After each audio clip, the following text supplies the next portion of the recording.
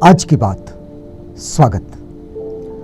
आप जानते हैं कि इस समय आज की बात में हम लोग तिब्बत के जो सम्राट हैं, मतलब जिनके साथ में ये बात जुड़ती है कि तिब्बत को सुसंस्कृत करने में और तिब्बत को तिब्बत बनाने में और तिब्बत को एकत्रित करने में, मतलब जो कबीले में बटा हुआ जो तिब्बत था उसे इकट्ठा करने में, उसे एकत्रित करने में जिनका सबसे बड़ा योगदान रहा, वे एशिया के महान बौद्ध सम्राट स्त्रोंग त्संग गम्पो, इनकी जानकारी ले रहे हैं।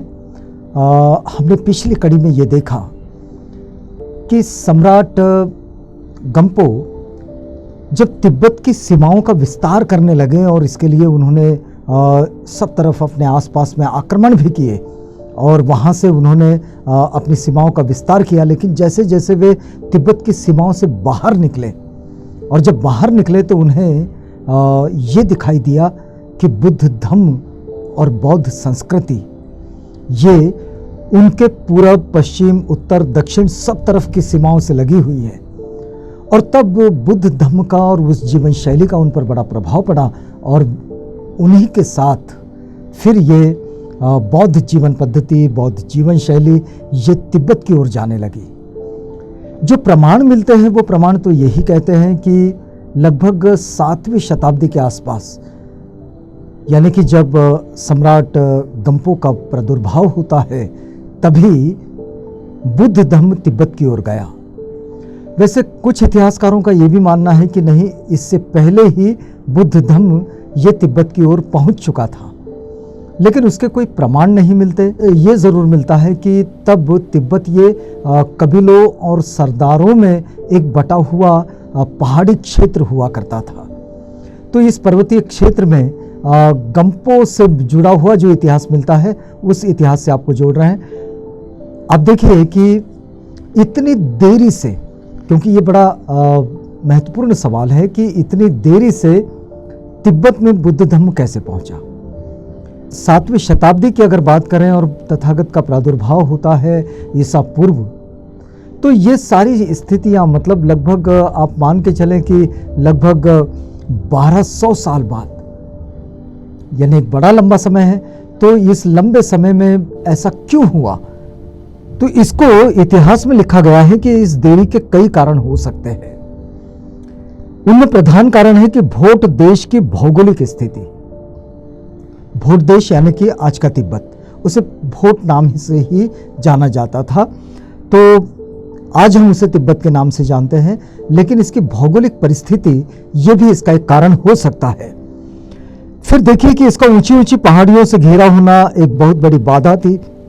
साधारणतः तिब्बत की बस्तियां समुद्र तल से 10,000 से 12,000 फीट ऊंचाई पर बसी हुई है। सारी बस्तियां तिब्बत में जितने भी कबीले हम देखें, आज की भी जो बस्तियां हैं उन बस्तियों को देखें तो ये 10 से 12,000 फीट ऊंचाई पर समुद्र तल से, और यहाँ सर्दी बहुत पड़ती है। दूसरी यहाँ की जातियां जो है वो घुमंतु थी, वो एक जगह रुकती नहीं थी और राजनीतिक दृष्टि से कभी एकाबद्ध नहीं थी, क्योंकि कोई राजा ही नहीं था, सब सरदार थे और सरदार अपने अपने कबीले को कंट्रोल करते थे। सम्राट गम्पो के समय से ही, उनके काल से ही ये स्थिति बनी कि ये राजनीतिक दृष्टि से एकाबद्ध हुआ है और इसी कारण हजारों वर्षों तक पहाड़ी देशों से या संसार से तिब्बत को अछूता रहना पड़ा।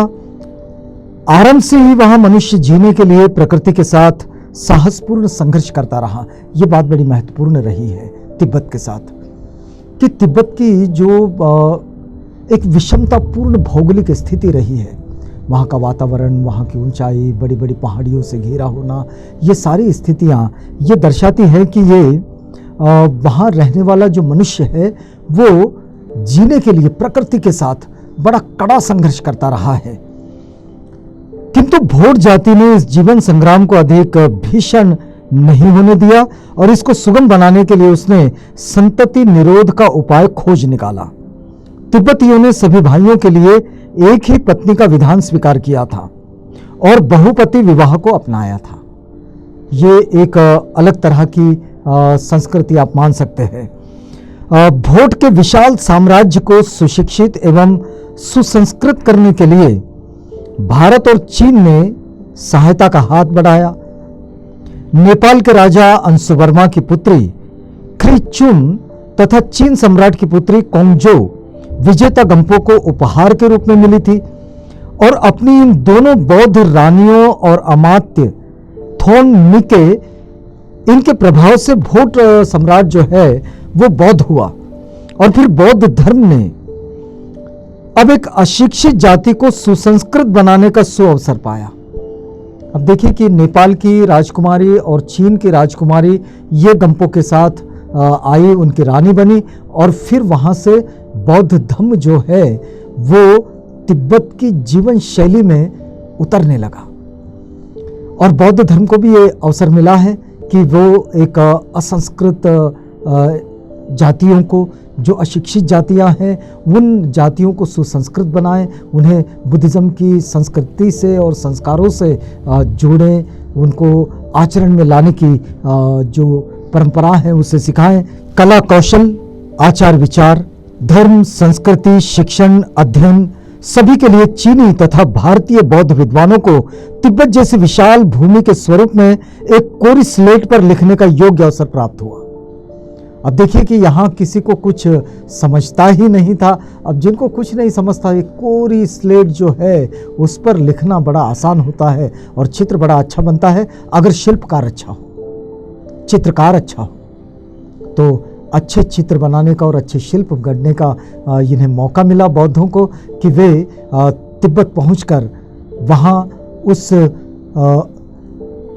ऐसे लोगों को कि जो बिल्कुल जानकार नहीं है किसी चीज़ के, उन लोगों को कुछ संस्कारित करने का इन्हें मौका मिला।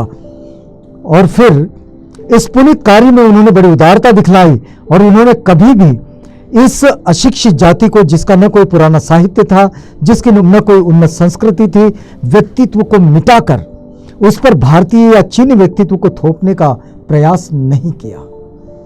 ये बौद्ध जीवन शैली की विशेषता है। बुद्धिज्म जहां जहां भी गया है वहां वहां पर उसने वहां की जो स्थितियां थी उसके साथ अपने आप को एडजस्ट कर लिया और इसीलिए बुद्ध धर्म पूरी दुनिया में अपने आप को स्थापित कर सका। क्योंकि बुद्धिज्म का जो मूल है वो ये है कि वो किसी से भी घुल मिल जाता है, क्योंकि उसका केंद्र जो है वो है मनुष्य और मनुष्य का कल्याण, ये उसका उद्देश्य है। तो एक कल्याणकारी जीवन की ओर लोगों को लेकर जाना, उन्हें कल्याणकारी जीवन बिताने के लिए मार्गदर्शन करना, यही बौद्ध धर्म का उद्देश्य होने के कारण इन्होंने तिब्बत जाकर भी न वहां पर चीनी संस्कृति थोपी न भारतीय संस्कृति थोपी, बल्कि वहां की जो रहन सहन थी, उनका जो जीवन जीने का तरीका था, उसी तरीके को सुसंस्कृत बनाते हुए उन्हें सिर्फ बुद्ध धर्म के मूल तत्व सिखाए, बुद्ध धर्म की बात सिखाई। और उन्होंने बहुत सारी भारतीय बातें भोट देश को तो दी, किंतु सबका भोटीकरण करके ही, यानी कि सबका तिब्बतीकरण करके ही उन्होंने उन चीज़ों को उनको समझाया, उनको बताया। और इस तरह से ये जो बुद्ध धर्म का जो सफ़र है, जो तिब्बत की ओर जाता है, वो सफ़र इस तरह का रहा है।